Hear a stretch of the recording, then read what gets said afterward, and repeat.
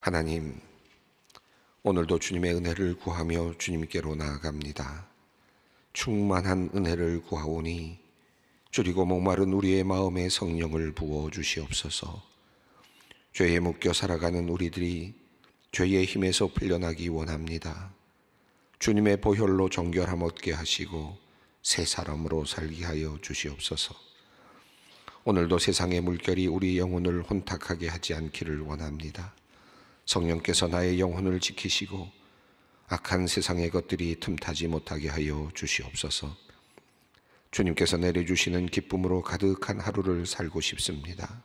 하나님, 성령의 충만한 은혜를 우리의 영혼에 부어 주시옵소서. 하나님, 오늘 아침 일터로 나아가는 이들을 강복하여 주시옵소서. 이른 아침 건강한 몸으로 일어나게 하시고 새로운 마음과 각오로 하루를 시작하게 하시니 감사합니다. 무엇보다 주님을 의지하며 주님의 성령께서 우리를 인도하여 주실 것을 믿고 하루를 시작하는 모든 주님의 백성들에게 힘과 능력을 허락하여 주시옵소서.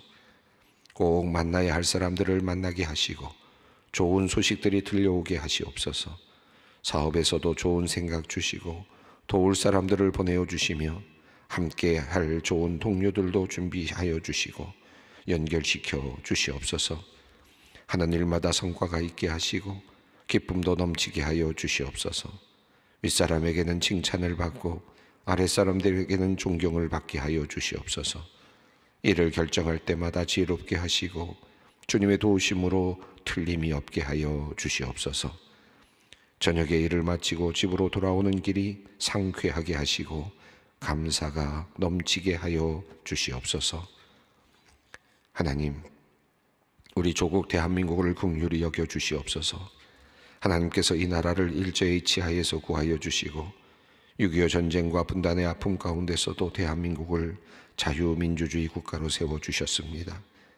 하나님의 도우심과 은혜 아래 척박한 환경 가운데서도 비약적인 경제성장이 이루어지게 하시고 곳곳에 교회가 세워지게 하셔서 새벽마다 기도하는 나라로 세워주셨습니다. 하나님, 하지만 오늘 우리의 상황은 점차 암울함으로 뒤덮여가고 있습니다. 정치 지도자들이 자신의 안위와 영광만을 생각하며 나라와 민족을 진정으로 위하여 일하지 아니함을 보며 불안한 마음이 듭니다. 끊임없는 정쟁과 부정과 비리가 이어지고 있음을 보며 주님께 기도하지 않을 수 없습니다. 하나님, 이 나라에 정말 필요한 일꾼들을 보내어 주시옵소서. 나라와 민족을 위해 전심을 다해 일할 느헤미야, 에스라와 같은 인물들을 보내어 주시옵소서. 하나님께 무릎을 꿇고 기도하며 백성들의 소리를 제대로 들을 수 있는 정치 지도자들을 주님 세워 주시옵소서. 하나님, 또한 이 나라의 문화가 걱정스러운 방향으로 나아감을 보며 기도하지 않을 수 없습니다. K문화라는 이름으로 전 세계에 한국 문화가 위상을 떨치고 있지만, 그래서 세계에 좋은 영향력을 미치는 부분도 있어 감사하지만 내용적으로 폭력화가 되어가고 잘못된 성문화와 가치관을 심어주는 모습으로 변질되어가는 모습 보며 주님께 기도합니다. 하나님, 우리 민족에게 좋은 문화적 감각을 주셨사오니 이 문화적 감각을 가지고 세상을 아름답게 하며 따뜻하게 하며 하나님께서 보시기에 좋은 문화로 이끌어갈 수 있도록 주님 우리를 사용하여 주시옵소서. 문화의 흐름을 만들어가는 문화 일선에 있는 사람들에게 지혜와 인간을 사랑하는 마음을 주시옵소서. 그리하여 세상에 희망을 주며 감동을 주며 멋진 세상을 만들어가는데 최선을 다하게 하여 주시옵소서. 하나님, 오늘은 우리 군에서 복음 전파를 위해 수고하는 분들을 위해 기도합니다. 하나님께서 우리나라에 특별한 은혜를 베풀어 주셔서 군종 제도를 허락하여 주셨고 이를 통하여 군 장병들에게 복음을 전할 수 있는 기회를 허락하여 주셨습니다. 나날이 하나님에 대하여 교회에 대하여 무관심해져가는 젊은 세대들에게 복음을 들고 다가갈 수 있는 너무나 소중한 기회입니다. 하나님, 이러한 군선교를 위하여 수고하는 이들에게 하나님의 은총을 내려 주시옵소서. 무엇보다 우리 총회에 속하여 군선교를 담당하는 총회 소속 56명의 군종 목사와 86명의 군선교사, 그리고 군선교의 미래를 준비하는 35명의 군종사관 후보생들에게 성령 충만, 은혜 충만, 믿음 충만의 은혜를 내려 주시옵소서. 소명을 붙잡고 사역할 때 많은 열매를 거두어 하나님께 영광을 돌리게 하여 주시옵소서. 대한민국 영토를 지키는 60만 장병과 해외 파병 장병들을 하나님께서 오늘도 불꽃 같은 눈으로 지켜주시고 모두가 안전하며 건강하게 하루를 살게 하여 주시옵소서. 하나님, 어제로 2023학년도 대학 입시 정시 모집 일정이 모두 끝났습니다. 원하던 대학에 들어가게 되어 기쁨을 누리는 학생도 있겠고 아쉬운 결과를 받아든 이들도 있습니다. 하나님, 먼저 학교에 입학하게 된 학생들에게는 감사한 마음을 주시고 또한 겸손한 마음을 주시옵소서. 하나님께서 긍휼로 베풀어 주신 은혜임을 깨닫게 하시고 함께 기도하며 격려한 가족들의 덕임을 알게 하셔서 은혜 갚는 마음으로 살게 하시고 또한 주신 기회 잘 선용하여 학문의 길에서 최선을 다하게 하여 주시옵소서. 하나님, 또한 이번 기회에 만족할 만한 결과를 얻지 못한 학생들도 있습니다.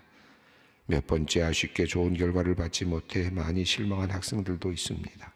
하나님, 이들의 마음에 주님께서 위로를 내려주시기를 간절히 기도합니다. 모든 것이 끝난 것 같고 뒤떨어진 것 같아서 불안하고 부끄럽고 초조하지만 하나님께서 나를 사랑하시고 나의 앞길을 예비하고 계신다는 그 확신을 꼭 갖게 하여 주시옵소서.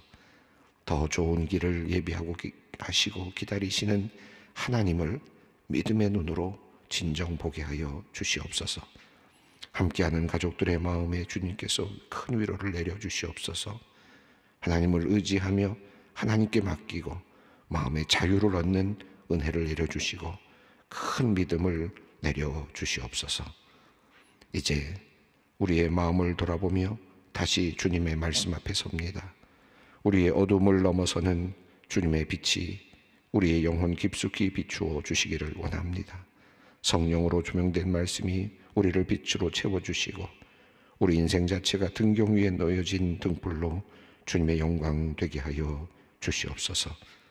우리 주 예수 그리스도의 이름으로 기도드립니다. 아멘. 오늘 주시는 말씀 하나님의 말씀입니다. 마가복음 4장 21절로 25절 말씀 함께 봉독하겠습니다. 또 그들에게 이르시되 사람이 등불을 가져오는 것은 말 아래나 평상 아래에 두려함이냐 등경 위에 두려함이 아니냐. 드러내려 하지 않고는 숨긴 것이 없고 나타내려 하지 않고는 감추인 것이 없느니라. 들을 귀 있는 자는 들으라. 또 이르시되 너희가 무엇을 듣는가 스스로 삼가라. 너희의 헤아리는 그 헤아림으로 너희가 헤아림을 받는 것이며 더 받으리니 있는 자는 받을 것이요 없는 자는 그 있는 것까지도 빼앗기리라. 예수님께서 바닷가로 내려가셔서 바닷가에서 배를 띄우시고 그리고 제자들 또 모든 많은 사람들 앞에서 비유의 말씀을 하셨습니다. 그 여러 비유의 말씀들 중에 특별히 성경은 그 중에 씨를 뿌리는 비유에 대한 말씀을 우리에게 알려주고 있습니다. 그리고 나서 예수님께서 홀로 계실 때 예수님의 제자들과 또 사람들이 예수님께 물었습니다. 이 비유의 뜻이 무엇입니까? 라고 물었을 때 너희에게는 이 비유가 열린다라는 뜻으로 말씀을 하시고는 이 비유의 말씀을 풀어 주셨습니다. 우리가 지난 시간에 읽었던 말씀의 내용이 그 내용이었죠. 그래서 예수님께서 그 비유를 조금 더 자세하게 말씀하시면서 씨는 하나님의 말씀이다 라는 그 비밀을 풀어주셨습니다. 그리고 그 말씀들이 떨어지는 것들에 대한 말씀도 분명하게 자세하게 풀어주셨습니다. 자, 그리고 나서 이제 오늘 본문이 이어지는데요. 이 오늘 본문은 앞서 있는 그 바닷가에 내려오셔서 말씀을 증언하신 씨를 뿌리는 이야기, 그리고 그 비유의 말씀, 그리고 그 이후에 제자들 앞에서 다시 풀어주시는 그 씨 뿌리는 이야기 비유의 해석과 이어지면서 맞닿아 있으면서 그 부분을 보다 더 분명하게 요약하고 있고 또 정리하고 있는 부분이 오늘 본문 말씀입니다. 오늘 본문 말씀은 시작 부분에서 등경이라는 것이 나와서 다른 이야기인가라는 느낌이 들기도 합니다. 다른 이야기를 하고 있나 보다라는 느낌이 들지만 깊이 다시 보고 다시 살펴보면 이 이야기가 함께 어우러져 있다는 사실을 깨닫게 됩니다. 자, 오늘 이 부분을 조금 더 자세히 보려고 하는데, 오늘은 등불과 관련된 내용이 나옵니다. 씨였는데요, 그 전까지 우리가 씨에 대한 비유였지 않습니까? 씨를 뿌리는 것, 그 씨를 받는 땅에 대한 것이었는데, 오늘은 이제 등불이라고 하는 것입니다. 자, 21절 본문 말씀을 한번 읽어보겠습니다. 또 그들에게 이르시되 사람이 등불을 가져오는 것은 말 아래나 평상 아래에 두려 함이냐 등경 위에 두려 함이 아니냐. 이 부분은 제가 전에도 말씀드렸으면 공간복음에 모두 나오는 말씀이죠. 마태복음 5장에 그리고 누가복음 8장에 나오고 또 오늘 보면 마가복음 4장에 나오는 본문 말씀입니다. 우리나라 번역으로서는 거의 다 같은 번역으로 되어 있습니다. 같이 되어 있고요. 또 일부 영어 번역도 NIV 같은 것도 거의 비슷하게 번역이 되어 있습니다. 자, 그런데 이 본문 이 원어를 보면 마가복음의 경우는 마태, 누가복음하고는 좀 다르게 되어 있다는 것을 알 수 있는데, 나름대로 그 의미를 또 의미를 담아서 그렇게 되어 있다는 것을 우리가 알 수 있습니다. 여기서 지금 오늘 본문 읽은 말씀, 오늘 한글로 되어 있는 것도 또 그들에게 이르시되 사람이 등불을 가져오는 것은 이렇게 되어 있어서 등불이라는 것이 목적어로 되어 있습니다. 목적으로 형태로 되어 있죠. 그래서 목적격으로 사용이 되었습니다. 등불을 이렇게 되어 있습니다. 그런데 이 마가복음 이 헬라어 성경을 보면 이 단어가 등불이라는 단어가 루크노스라고 하는 단어로 사용이 됐는데, 루크노스라고 하는 단어 앞에 호라는 그런 정관사가 붙어 있고요. 그리고 이것이 주어로 사용이 되어 있습니다. 이 마태복음과 누가복음은 모두 다 목적격으로 사용되어 있습니다. 똑같이 등불을이라고 되어 있는데 마가복음만큼은 목적격으로 사용되어 있지 않고 주어로 주격으로 사용이 되어 있습니다. 그러니까 등불이 온다. 등불이 주체입니다. 여기서는 마가복음에서는 등불이 주체가 됩니다. 주어가 되고요. 그것도 그냥 등불이 아니라 그 등불입니다. 더라고 하는 말로 붙을 수 있는 정관사가 호라고 하는 것이 붙어 있습니다. 자, 그리고 여기서 등불이 가져오는 것이라고 이렇게 번역이 되어 있지만 그 단어는 헬라어 단어 에르케타이라는 단어가 사용됐는데 여기서는 온다라고 하는 단어입니다. 그래서 그 마가복음 1장 7절에서 그 세례 요한이 나보다 능력이 많으신 이가 내 뒤에 오시나니라고 했을 때 그 오신다라고 하는 표현이 바로 이 단어입니다. 그래서 에르케타이라고 하는 단어가 온다, 그래서 들어온다라고 하는, 다가온다라고 하는 그런 의미를 가지고 있습니다. 주로 인격적인 그런 표현으로 인격과 관련해서 사용될 때 많이 사용되는 그런 단어라고 합니다. 자, 그러니까 여기서는 지금 등불이 마치 인격과 같이 느낌으로 표현이 되어 있고 주어로, 주격으로 이렇게 사용이 되어 있습니다. 그래서 어떤 그 분들은, 이 주석가들은 이 부분을 다르게 지금 조금 마태복음하고 누가복음 다르게 번역을 했는데, 이 등불이 들어오는 것이라고 이렇게 번역을 했습니다.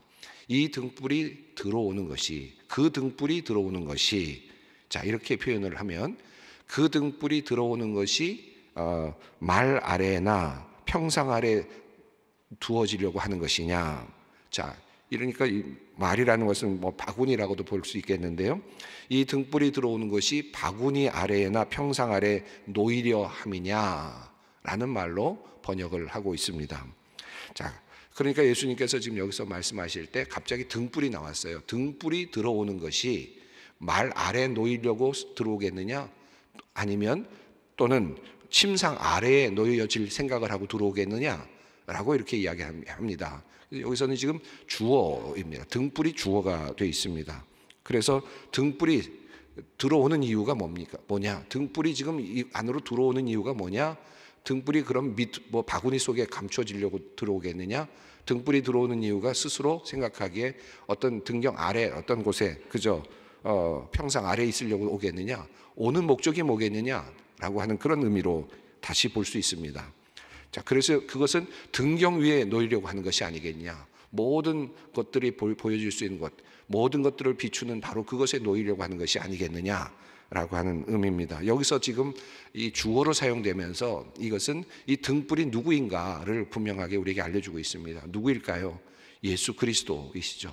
지금 나를 회개하고 복음을 믿으라, 그를 따르는 그 복음을 믿는다는 건 뭐냐? 예수를 따른다는 것이다. 마가복음이 그렇게 끌고 가지 않았습니까? 그리고 그것을 설명해 갔습니다. 그래서 나를 따르라 했을 때 제자들이 예수님을 따랐다라는 말씀으로부터 시작하지 않았습니까? 그리고 그 따르는 예수님이 누구냐?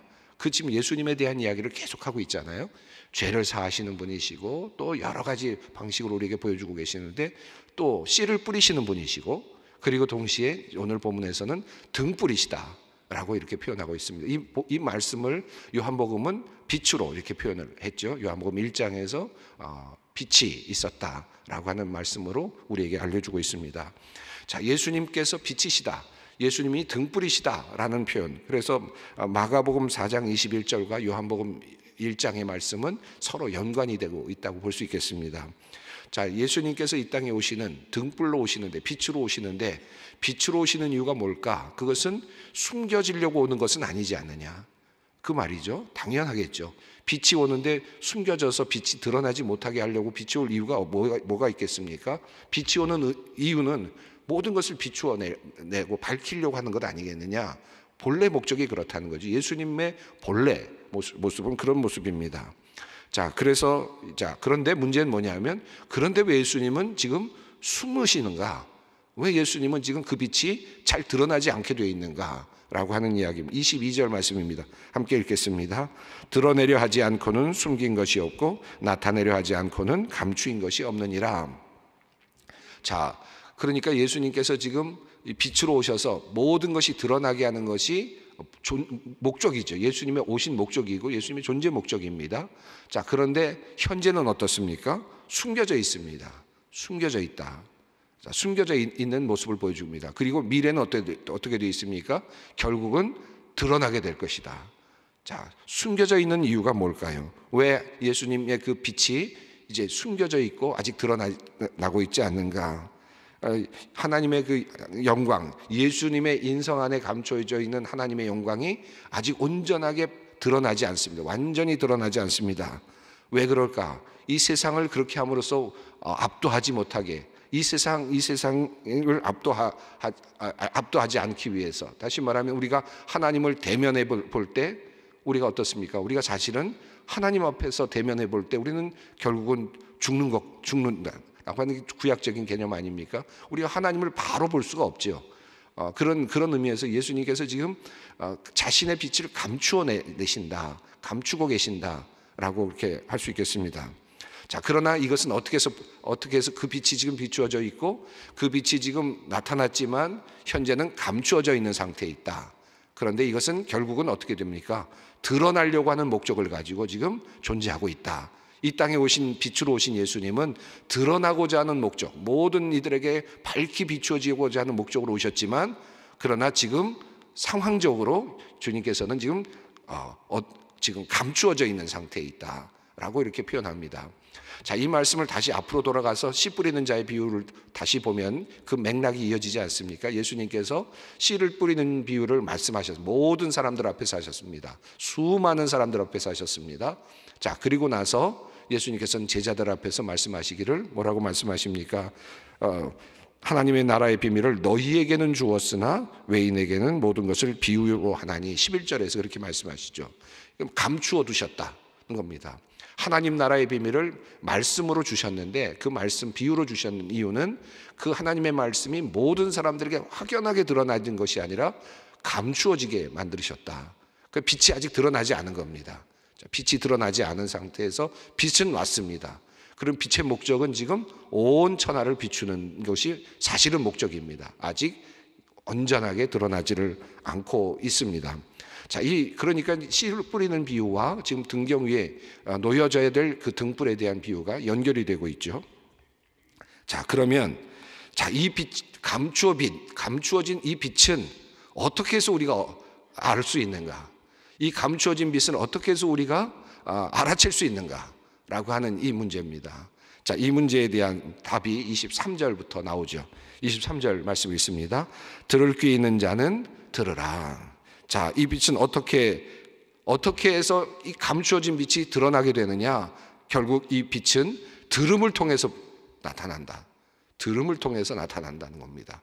여기서 단순하게 우리나라 말로는 들을 귀 있는 자는 들으라라는 정도의 그저 귀 있는 사람은 들어라, 잘 들어봐라 하는 정도로 들리지만 여기서 주제가 완전히 전환되면서 듣는다라는 말로 바뀌고 있습니다. 빛에서부터 듣는다라는 말로 다시 바뀌죠. 자, 여기서 듣는 것이 중요하다는 것입니다. 빛을 이 세상에 들어와서 감추어진 그 빛을 우리가 알아채는 것은 우리가 들음을 통해서 가능하다는 것인데, 자, 그래서 다시 주님께서는 재차 24절에서 말씀하십니다. 함께 읽겠습니다.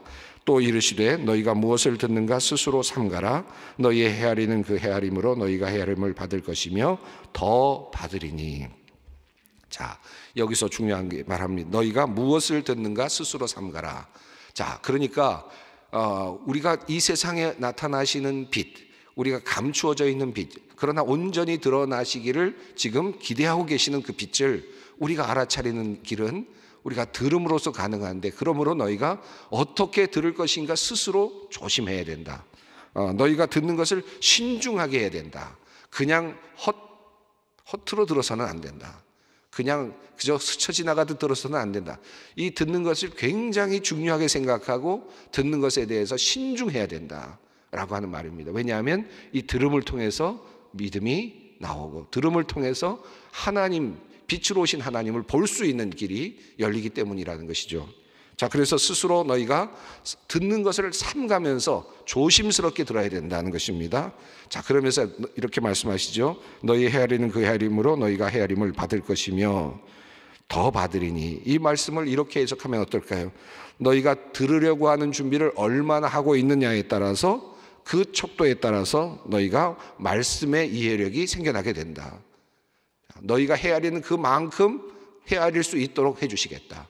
헤아릴 수 있는 만큼 너희가 헤아림을 받는다는 말은 그만큼의 능력을 얻을 수 있다라는 말로도 해석할 수 있겠습니다.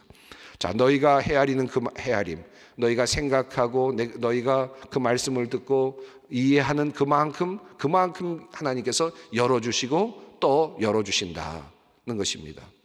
그러니까 우리가 빛으로 오신 그 주님을 우리가 이해할 수 있는 방법은 들음을 통해서 가능하고, 듣는 것을 어떻게 내가 듣느냐에 따라서 내가 하나님을 더 깊이 알 수 있고, 예수 그리스도, 빛으로 오신 예수 그리스도를 보다도 더 깊이 알아갈 수 있고, 만약에 내가 잘 그것을 듣지 못하면 그것을 알아차릴 수 없는 상태가 된다는 것입니다.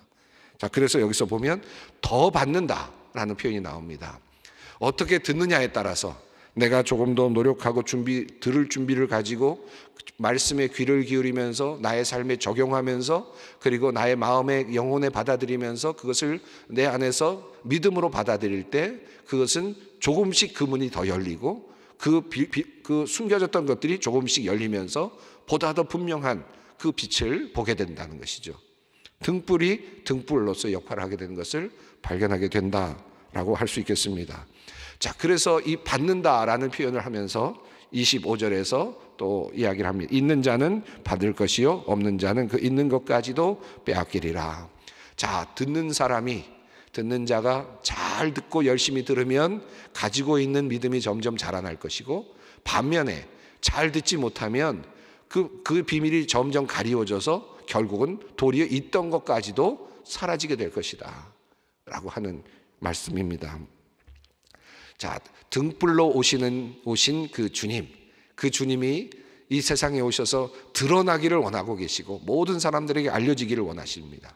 자, 이 말을 다른 말로 우리에게 적용하면 이 말씀은 무슨 말씀이에요? 우리 주님은 이 땅에 빛으로 오셨어요. 등불로 오셨습니다. 오셔서 나에게 온전하게 계시되기를 원하죠. 내가 알아차리기를 원하세요. 우리들이 알아차리기를 원하세요. 그런데 그 알아차릴 수 있는 방법이 뭐냐? 아무에게나 그렇게 열리진 않습니다. 어떻게 열려야 됩니까? 들어야 됩니다. 들어야 되는 것이고 주의 깊게 들어야 되는데, 믿음을 가지고 그 말씀을 하나씩 드러나갈 때 믿음이 점점 열려가고 더 이해력이 증진되고, 그리고 하나님을 알아가게 된다. 있는 자는 더 갖게 될 것이고, 그리고 또 그렇지 못한 자는 그것까지도, 가지고 있는 것까지도 빼앗기게 될 것이다 라고 하는 말씀을 하고 있습니다. 이 말씀의 맥락을 그대로 사실은 또 마태복음이 한마디로 요약을 하고 있는데, 마태복음 13장 12절이 그렇습니다. 오늘 본문이 아닌 마태복음 13장에 씨를 뿌리는 비유가 나오지 않습니까? 씨를 뿌리는 비유가 나오고, 또 비유를 해석해 주시는 제자들에게 해석해 주시는 내용이 나오죠. 그리고는 너희에게 허락되었으나 그들에게는 아니 되었다라는 말씀, 아까 읽었던 11절의 말씀이 이어지고, 그리고 바로 그 다음에 어떤 내용이 나오느냐 하면 있는 자는 받아 넉넉하게 되고 또 없는 자는 빼앗기게 된다는 말씀이 바로 그 뒤에 붙습니다. 그래서 마태복음 같은 경우는 씨 뿌리는 자와 바로 연결이 됩니다. 그래서 말씀을 제대로 알아듣는 사람은 계속해서 더 가지게 될 것이고, 그리고 없는 자는 빼앗기게 된다는 말씀이 보다 더 직접적으로 연결되어 있습니다.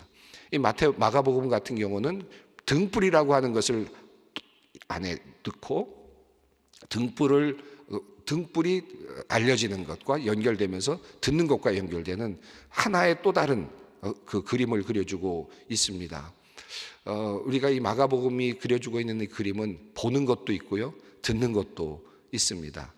예수님께서 등불로 오셨다, 마치 보이는 것 같은데, 근데 그것이 숨겨져 있는데 이걸 어떻게 하면 찾을 수 있고, 이것이 어떻게 나에게 등불이 되고 등경 위에 놓여진 등불이 될 것인가, 이것은 우리에게 어떻게 듣느냐에 달려있다라고 하는 사실을 오늘 본문이 우리에게 알려주고 있습니다.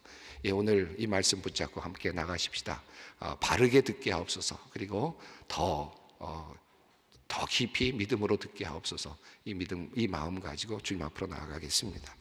하늘에 계신 우리 아버지, 아버지의 이름을 거룩하게 하시며 아버지의 나라가 오게 하시며 아버지의 뜻이 하늘에서와 같이 땅에서도 이루어지게 하소서. 오늘 우리에게 일용할 양식을 주시고, 우리가 우리에게 잘못한 사람을 용서하여 준 것 같이 우리 죄를 용서하여 주시고, 우리를 시험에 빠지지 않게 하시고 악에서 구하소서. 나라와 권능과 영광이 영원히 아버지의 것입니다. 아멘.